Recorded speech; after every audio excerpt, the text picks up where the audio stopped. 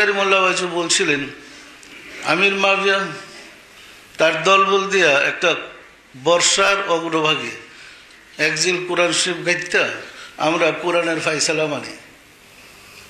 দুই দলে যুদ্ধ হয়ে গেছিল তো কোরআনের ফাইসালা মানে হজরত আলী বলতেছিলেন যে তোমরা বিশ্বাস করো না, এটা মুনাফিকি করতেছে। তখন দেখা যাচ্ছে যে সাথীরা মানে মানতে পারতেছে না যে কোরআনের বিরুদ্ধে আমরা অস্ত্র ধরবো না। তো হজরত আলী রাগ হয়ে গেলেন, অসন্তোষ বলতেছিলেন ইয়া হইল মৃত কোরআন আর আমি জীবন্ত কোরআন। নিজের দিকে ইঙ্গিত করে বলে আমি হলাম জীবন্ত কোরআন, এই তো মৃত কোরআন, এই কোরআন তো কথা বলে না, আমি তো কথা বলছি। রাসূলের কাছে একজন সাহাবী আরজ করছিলেন, মা আয়েশা সিদ্দিকার কাছে আরজ করেছিলেন রাসূলের চরিত্র সম্বন্ধে কিছু বলেন। মা আয়েশা সিদ্দিকা বলেন তুমি কি কোরআন পড়ো নাই? কোরআনই তো রাসূলের চরিত্র। তাহলে বোঝা যায় জীবন্ত কোরআন ছিল আর কাগজের কোরআন হলো পরিষ্কার না পরিষ্কার না। সুতরাং আমাদের জিনিসগুলো জানতে হবে। ধর্ম বলতে আমরা বুঝি কিতাবপত্র।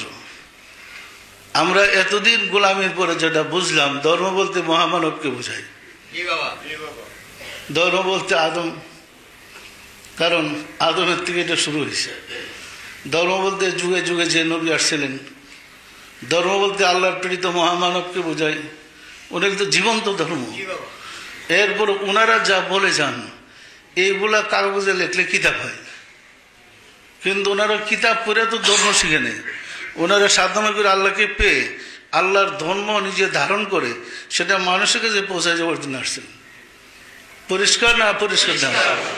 সুতরাং মহব্বতের সাথে আমাদের বিশ্বাস ভক্তির সাথে আমলটা করতে হবে। আমরা কি পারবো? পারবো না, খটকা লেগে যাবে। মহব্বতের সাথে আমলটা করতে হবে। খটকা লাগবার কোনো ব্যাপার আমার এখানে নাই, কারণ আমি বারবার উপমা দিয়ে মেসাল দিয়ে বুঝে বলতেছি। তারপরেও পেছ লেগে যায় সমাজে, এরা এই সম্বন্ধে কোরআন সম্বন্ধে জানে না। কোরআন পড়েছে কিন্তু কোরআনে কি বলেছে খবর নাই। যেমন ও বুধু রাব্বাকা হাত্তা ইয়াতিকাল ইয়াকিন লেখছে তাফসিরে, মৃত্যু পর্যন্ত এবাদত, মৃত্যুর পরে আর এবাদত থাকে না। কথাটা হইল না? মৃত্যুর পরে এবাদত আছে, টানাটানি ফুলসেরাত পার করো। একটা মরা মানুষ ফুলসেরাত পার কোন দিই? হ্যাঁ তো কান্দগিরি এমনি আষ্টজনে নেওয়া লাগে কবরে, যে কি মৃত্যুর পরে ফুলসেরাতটা পার হবে? আসলে ফুলসেরাত কি বুঝি না? পরিষ্কার না পরিষ্কার না? তাহলে একটা লোকজন আল্লাহর সাথে মিশে একাকার হয়ে গেল, তার কি সাধনা শেষ হইল না হইল না? এখন প্রশ্ন, রাসূলে কি ওই আল্লাহর সাথে ফানা হয় নাই? বড় বিশ্বাসকে ফানা হয় নাই? তো ওনারা ইবাদত করছে কেন? এটা প্রশ্ন। তো ওনারা তো 5 ওয়াক্ত নামাজ রাসূল তো পড়ছেন, ইবাদত করছেন না করেন নাই? কেন করছেন?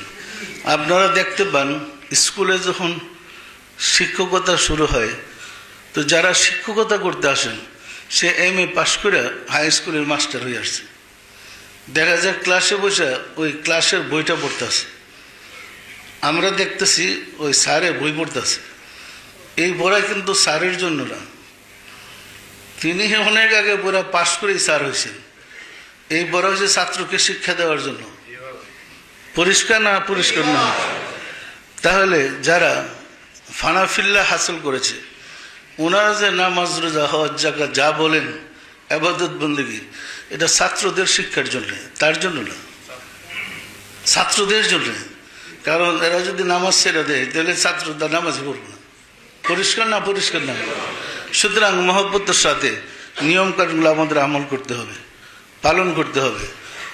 আর যে কথা হয়তো আমাকে ওই বড় মেয়ে আজকে বলতেছিল যে দেখেন ওলি আল্লাহরা আল্লাহর বন্ধু। কার বন্ধু?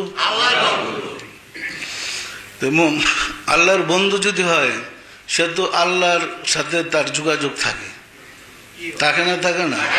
আল্লাহর দুইটা সন, জালাল এবং জামাল, গরম এবং শান্ত। জালাল এবং জামাল, জালালি ফায়েজের তাসিরে মানুষের জজবা হয়ে যায়, পাগলামি শুরু হয়। আর আল্লাহর জামালি ফায়েজের তাসিরে মুরাকা হয়ে বসলে ঘুমাইসা পড়ে, মানে ওজিফা করতে বলছে ঘুমাই যেতেছে, এরা ঠেলতেছে না ঘুমাই যেতেছে। এটা কিন্তু ঘুমের জন্য না, ওই ফায়েজের তাসিরই তার ঘুম আসে, এটাকে জামাল বলে। আর জালালি ফায়েজের তাসিরে সারা রাত ঘুম আসে না, হই হাই চিল্লা চিল্লি পাগলামি শুরু করছে। তো আল্লাহর চরিত্রটা আপনি পাবেন কোথায়? তাখলুকু বি আখলাকিল্লাহ, তোমরা আল্লাহর চরিত্রে চরিত্রবান হও। যিনি আল্লাহর চরিত্র ধারণ করেছেন তার কাছে গেলেন আপনি আল্লাহর চরিত্র পাবেন। পরিষ্কার না? পরিষ্কার না? তো যিনি আল্লাহর চরিত্র ধারণ করেছেন তিনি তো ওলি আল্লাহ, তার কাছে তো আল্লাহর শান থাকে। তো গরম হালে দেখবেন, নিজেরাই পরীক্ষা করে দেখেন, অনেক সময় অফিস থেকে আসছেন তো মেজাজ গরম, ছেলে এসে কোনো কিছু চাইলে একদিন বকা দিলেন। আবার মেজাজ ঠান্ডা, ভালো হালে আছেন, আনন্দের খবর নিয়ে আসছেন, ছেলে মেয়ে কিছু না ছেলে ডেকে ডেকে আদর করে বলতেছেন। কি এরকম আপনাদের হয়? কেন হয়? আপনাদের কেন হয়? আল্লাহর চরিত্র আপনাদের ভিতরে আছে। মানুষ তো আল্লাহর প্রতিনিধি, আপনি নিজেকে তো অসহায় মনে করছেন কেন? মানুষ তো আল্লাহর প্রতিনিধি, মানুষের ভিতরে আল্লাহর সত্তা ফুঁকে দেওয়া আছে। সুতরাং নিজের মধ্যে একবার মেজাজ গরম হয়ে যায়, আবার শান্ত হয়ে যায়। এটা হয় না? হয় না? এটাই মালিকের চরিত্রটা প্রকাশ পায়। সুতরাং ওই হালের সময় এক অবস্থা, হাল ছড়া আরেক অবস্থা, এটা সতর্কতার সাথে বুঝতে হবে। আমার মনে আছে, আমি দেখেছি আমার মসজিদের, আমি তো কাছের গোলাম ছিলাম, একদম রাত্র দিন যতটুকু সময় পারছি গোলামি করেছি। কখনো কখনো একটা ভালো কথা লয়ে যান আপনি, গরম হয়ে গেছে। আবার কখনো যেমন কথা জিজ্ঞেস করেন জবাব দিতেছে। এটা কিন্তু ওই কারণে, জোয়ার বাটার কারণে। জোয়ারের সময় সাগরের অবস্থা একরকম, বাটার সময় আরেক রকম। সত্য না মিথ্যা বলেন? ওই জোয়ার বাটাটাও আল্লাহর কাছ থেকে আসছে। সমগ্র সৃষ্টির মধ্যে জোয়ার বাটা আছে, ওই আল্লাহর অবস্থাটা প্রকাশ পাচ্ছে। পরিষ্কার না? পরিষ্কার না? হালটা বুঝতে পারবেন আপনি যদি আপনার কলব নিয়মিত পরিচালিত হয়, কলবের জিগিটা ঠিক মতো সেট করতে পারেন, আপনার হৃদয়ই ইনফরমেশন দিয়ে দিবে কোন হাল চলতেছে, কোন অবস্থা এখন চলতেছে। আপনার হৃদয় বুঝতে পারবেন যে আল্লাহর হালটা কি এখন। পরিষ্কার না? পরিষ্কার না? তো মহব্বতের সাথে তরিকার নিয়ম কানুন আমলগুলো করেন, নিজেরও আমল করেন, উৎসাহিত করেন ভাইদেরকে, মানুষকে দাওয়াত দেন ঘরে ঘরে আশিকা রাসূল বানানোর জন্য। আমরা যত বেশি আশিকা রাসূল বানাইতে পারি তত আমাদের রাসূল খুশি হবেন। হবেন না? হবেন না? আসুন রব্বুল আলামিনের সাহায্য চাই, তিনি যেন দয়া করে আমাদেরকে সিরাতুল মুস্তাকিমে উঠে আনুন। আমিন।